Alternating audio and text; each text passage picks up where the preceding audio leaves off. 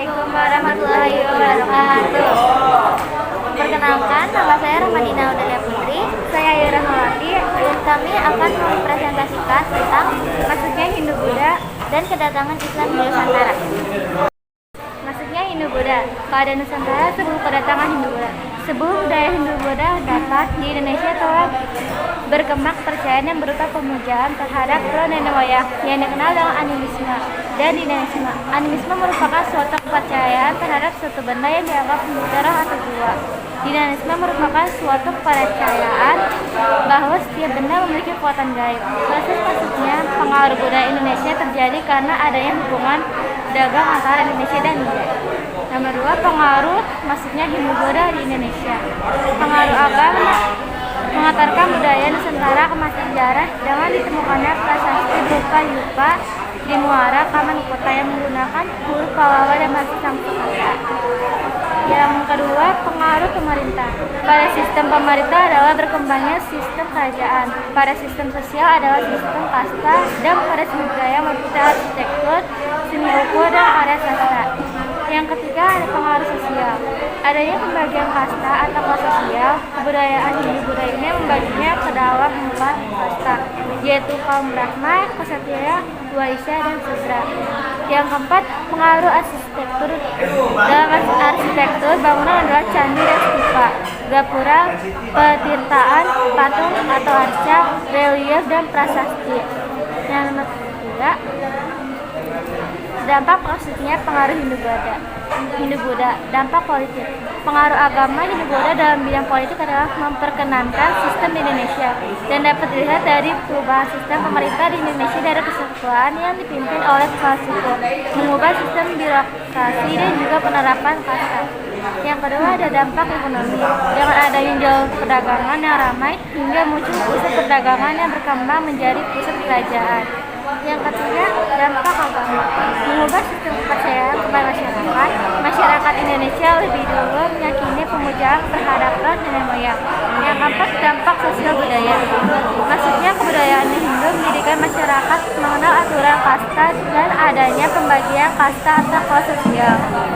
Teori masuknya kebudayaan Hindu-Buddha di Indonesia. Di sini ada teori Brahma. Teori ini menyatakan bahwa agama Hindu dan Buddha dibawa oleh kaum Brahmana. Teori Ksatria. Teori ini menyatakan bahwa agama Hindu-Buddha dibawa oleh kaum Ksatria yang melakukan ekspedisi militer ke Indonesia.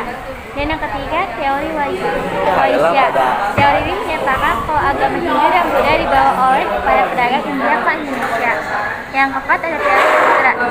Teori ini berpendapat bahwa para kaum Buddha yang bermigrasi menetap dan menyebarkan agama mereka.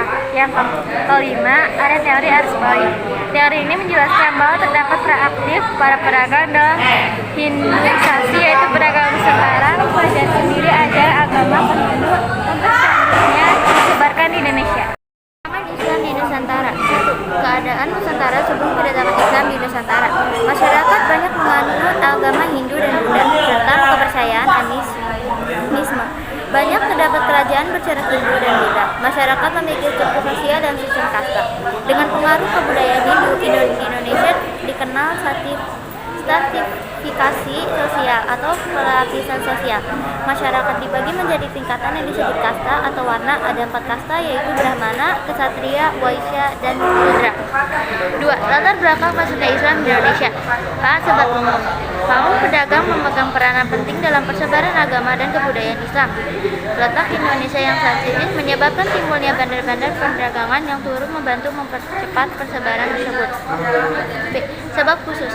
Terjadi perbauran antara pedagang dari berbagai bangsa serta antara pedagang dan penduduk setempat. 2. Terjadi kegiatan saling memperkenalkan adat istiadat budaya bahkan agama. 3. Terjadinya asimilasi melalui perkawinan. 3.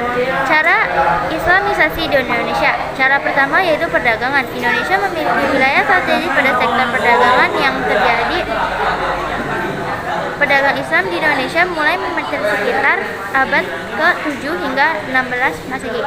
Perdagangan yang terjadi antara Muslim dan pedagang Indonesia mengharuskan para pedagang Muslim untuk singgah dan membentuk pemukiman. Dari sinilah dimulai kegiatan dakwah dan pendidikan informal mengenai Islam yang kemudian mempermudah Islamisasi di Indonesia. B. perkawinan. Perkampungan Islam yang terbentuk oleh para pedagang Islam memunculkan interaksi antara pedagang muslim dan pribumi. Hubungan di antara keduanya berkembang menjadi status perkawinan. Yang ketiga ada pendidikan. Pesantren menjadi fondasi strategis dalam kemajuan Islam di Indonesia. Melalui jalur pendidikan, pesantren yang dilakukan guru, kiai, atau para ulama, Islam lebih mudah disebarkan. D. Kesenian. Maksudnya Islam di Indonesia juga tidak terlepas adanya akulturasi budaya melalui seni budaya.